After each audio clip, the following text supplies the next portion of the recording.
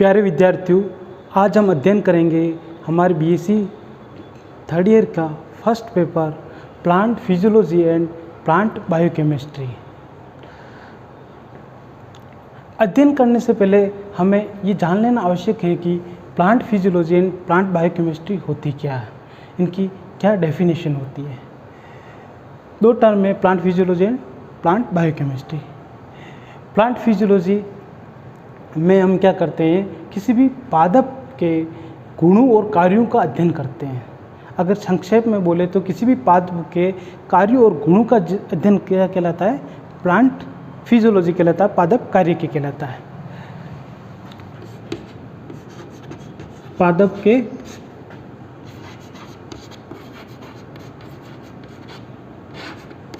कार्यों में गुणों का अध्ययन। और अगर प्लांट बायोकेमिस्ट्री की बात करते हैं तो जीव विज्ञान की वे शाखा जिसमें हम विभिन्न प्रकार के जीवित जीवों के जैव रासायनिक प्रक्रियाओं या जैव रासायनिक क्रियाओं का अध्ययन किया जाता है।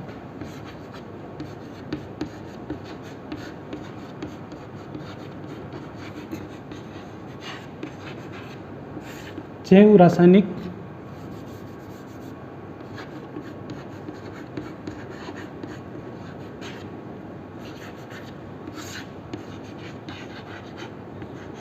प्रक्रिया क्रियाओं का अध्ययन किसके अंतर्गत करते हैं, हम प्लांट बायोकेमिस्ट्री के अंतर्गत करते हैं। इस सबसे पहले हम क्या देखेंगे, प्लांट फिजियोलॉजी। अगर हम इसकी स्पष्ट डेफिनेशन की बात करें तो वनस्पति विज्ञान की वे शाखा जिसके अंतर्गत हम किसी भी पादप के एक्टिविटी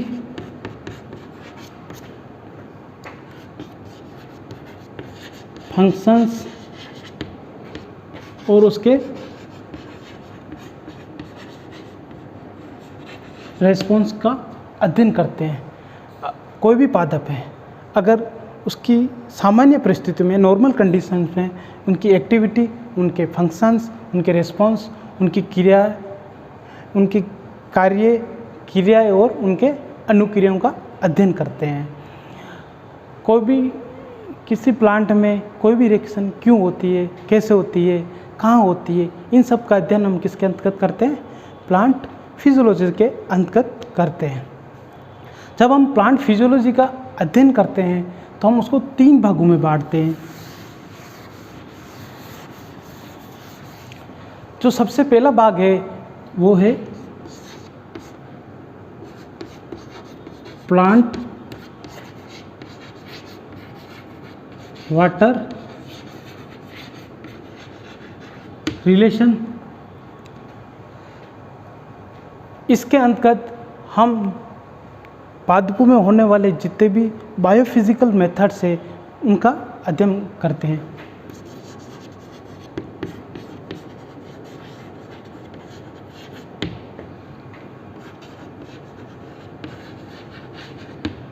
जितने भी बायोफिजिकल प्रोसेस उनका अध्ययन करते हैं, जैसे परमेबिलिटी हो गया,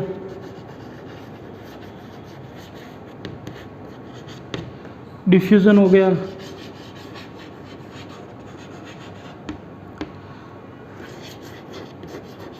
ऑस्मोसिस हो गया, वाटर पोटेंशियल हो गया,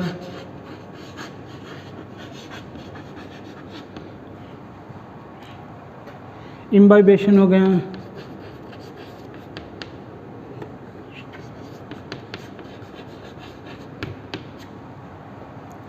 इन सब का अध्ययन हम किस में करते हैं, प्लांट वाटर रिलेशंस में।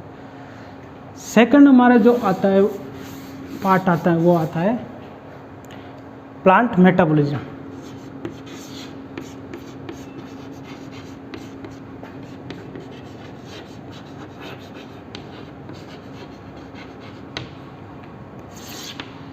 प्लांट मेटाबॉलिज्म हम क्या करते हैं, पादपों में होने वाली विभिन्न प्रकार की उपापचयी क्रियाओं का अध्ययन करते हैं। उपापचयी क्रिया दो तरीके से हो सकती है।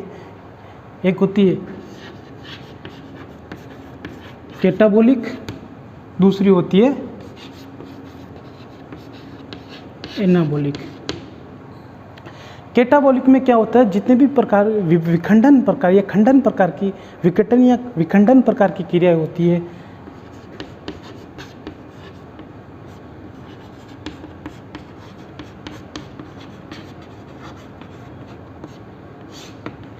उनका अध्ययन हम किस में कहते हैं, कैटाबोलिक रिएक्शन में अध्ययन करते हैं।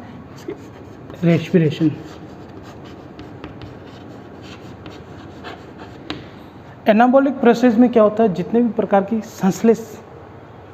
संश्लेषित प्रकार की क्रिया होती है, जिनमें कंपाउंड का संश्लेषण होता है, उनका अध्ययन किस में करते हैं, एनाबॉलिक रिएक्शन में करते हैं। इसमें हम विभिन्न प्रकार के ऑर्गेनिक कंपाउंड का सिंथेसिस,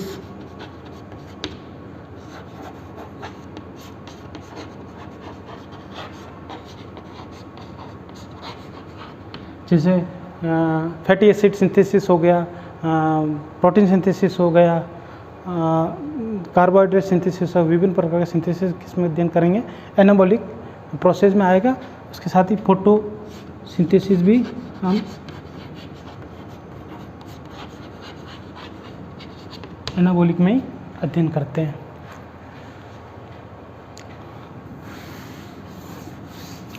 तीसरा भाग आता है, वो आता है प्लांट ग्रोथ एंड मॉर्फोजेनेसिस।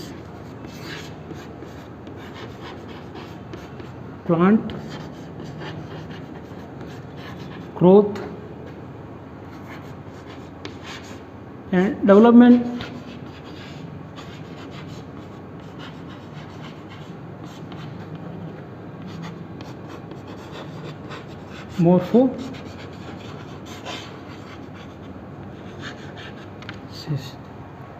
इसमें 3 है। ग्रोथ, किसी भी पादप की ग्रोथ किस प्रकार प्रभावित हो रही है, उसमें कौन कौन से प्रोसेस आ रहे हैं, उसका विकास किस प्रकार होता है, और उसकी मॉर्फोजेनेसिस। इसके अंतर्गत हमें विभिन्न प्रकार के प्लांट ग्रोथ रेगुलेटर, वर्नेलाइजेशन, जिसमें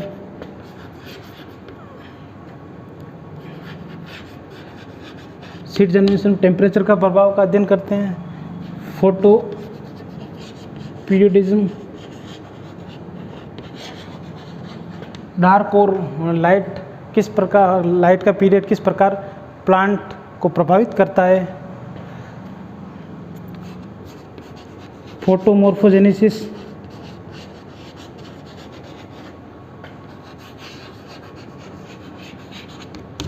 किस प्रकार लाइट उसकी मॉर्फोजेनेसिस को प्रभावित करते हैं, पादपों की किस प्रकार के मॉर्फोजेनेसिस को प्रभावित करते हैं। एजिंग,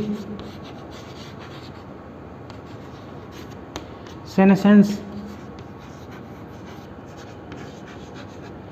इत्यादि का अध्ययन हम इसके third part plant growth and development and morphogenesis में अध्ययन करते हैं। जो हमारी फर्स्ट यूनिट है, उसमें हमारा first topic plant water relation, तो इसका हम अध्ययन स्टार्ट करते हैं।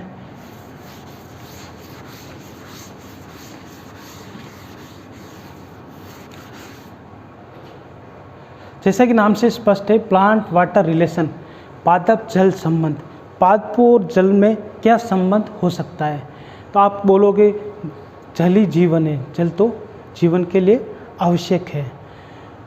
तो पादप जीवन के लिए जल क्यों महत्वपूर्ण है, किसी भी जीवन के लिए, पादप नहीं, सजीव, कोई सा भी सजीव ले लो, उसके लिए जल क्यों महत्वपूर्ण है। तो उसका क्या कारण है जिससे जल किसी भी सजीव के लिए महत्वपूर्ण हो सकता है, क्या इंपॉर्टेंस हो सकती है।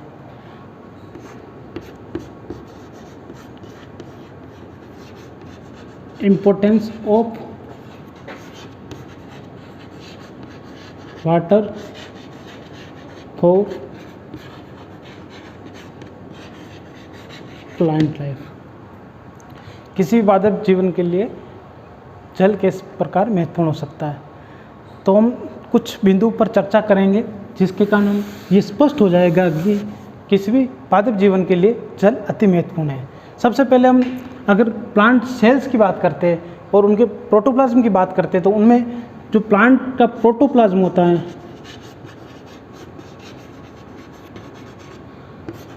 उनका लगभग 80 से 90% भाग किसका बना होता है?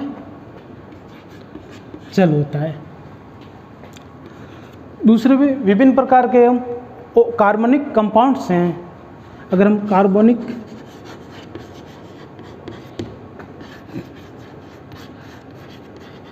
कंपाउंड्स की बात करते हैं, like carbohydrate,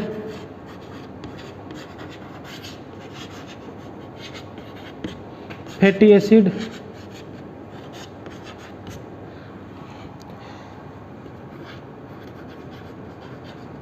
amino acid, nucleic acid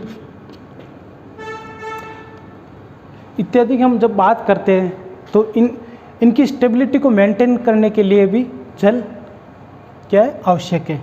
इनकी स्टेबिलिटी को मेंटेन करने के लिए किसकी आवश्यकता रहती है? जल की आवश्यकता रहती है।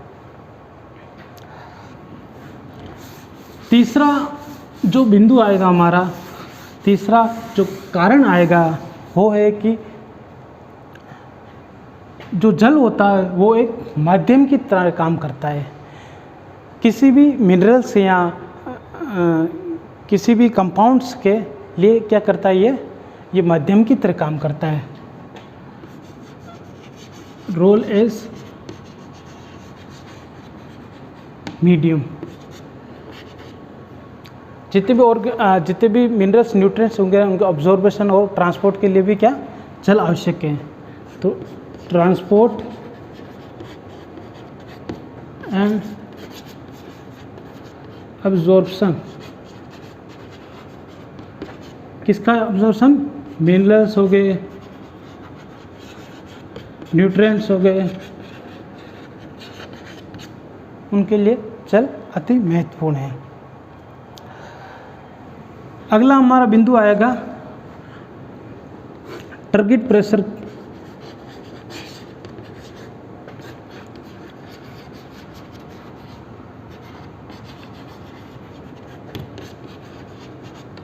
जल क्या करता है? जल प्लांट सेल्स की टर्गिडिटी को मेंटेन रखता है, जिसके कारण प्लांट सेल्स का शेप बना रहता है। तो इनडायरेक्टली ये करता है? प्लांट टिश्यू या सेल के शेप को मेंटेन रखता है।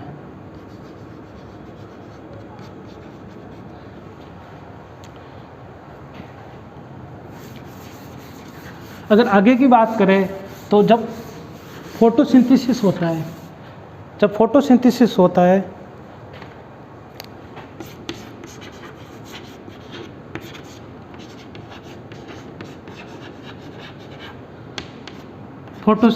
क्या होता है? वाटर की स्प्लिटिंग होती है, जल का विघटन होता है। जल का विघटन से क्या निकलते हैं? हाइड्रोजन आयन निकलते हैं। वो आगे जाके किसका फॉर्मेशन करते हैं? एटीपी। इसी के दौरान क्या निकलती? ऑक्सीजन के अणु निकलते हैं। ऑक्सीजन अणु क्या होता है? बाद में जाकर इन्वायरमेंट में रिलीज हो जाते हैं और अदर एनिमल के द्वारा रेस्पिरेशन में काम में ली जाती है। नेक्स्ट, रेस्पिरेशन की बात करें तो रेस्पिरेशन में जो एंड प्रोडक्ट बनता है वो हमारे क्या बनता है? जल बनता है। तो इस तरह स्पष्ट हो जाता है कि किसी भी पादप जीवन के लिए या किसी भी सजीव के लिए जल एक महत्वपूर्ण कारक है, जिसके बिना जीना या जिसके बिना जीवित